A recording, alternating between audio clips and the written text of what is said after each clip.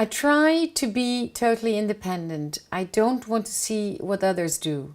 I literally want to be in my own little world and create shapes, forms, colors. You know, the world of the haute couture, as we say, has always been a kind of illusion to me. They decide what the illusion is about. And I see my world as my own illusion. I decide what I would love to put in that. So I'm more into tempting people by colors. I have little connections with fashion, of course. It might be the color, it might be the type of bag, but I would never go into a true copy. I would really do my own thing with it. I fell in love with a shop in the red light district because they had 144 little drawers with secrets in it. And I was so fascinated by the place that I stayed there for hours, and behind these drawers I saw a kind of basket with pieces of leather. And I took the piece of leather in my hand and I thought, if I could make something out of this material, I would be extremely happy. And I bought these pieces per ounce. I bought 1 kilo. It was 2 guilders per kilo. So for 20 guilders I had my own basket, and I created wonderful objects in my idea. And I used old zippers from old dresses. I used everything which I had around. And I sold these pieces on Queen's Day. People loved it. I had no idea what to ask, but I got so much money that I could buy an industrial machine from that first day. And gradually my little factory grew, although I still was a student.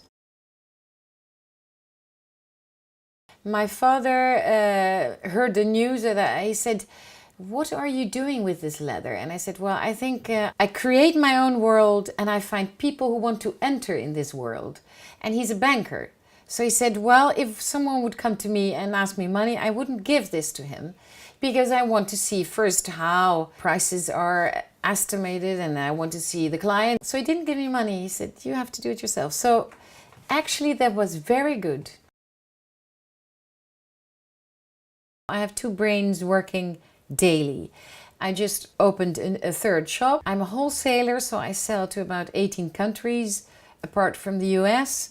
It's not huge quantities, but it's still doable. I have a team of 12 people, so I have to inspire them. I have to inspire all my producers, 9 producers in Italy.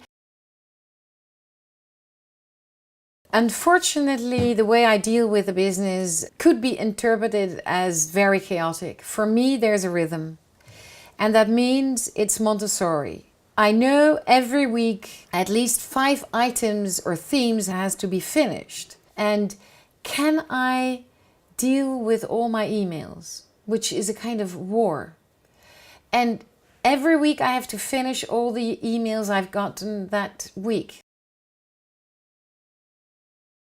What I would say is try to really find out what your deepest passion could be, and then you're closer to yourself. But I'm not magical. It is trial and error, and it is working day and night.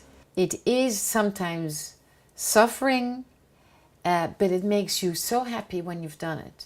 And I might be too Calvinistic, I might be too much of an old-fashioned, but it is very, very rewarding when you get there.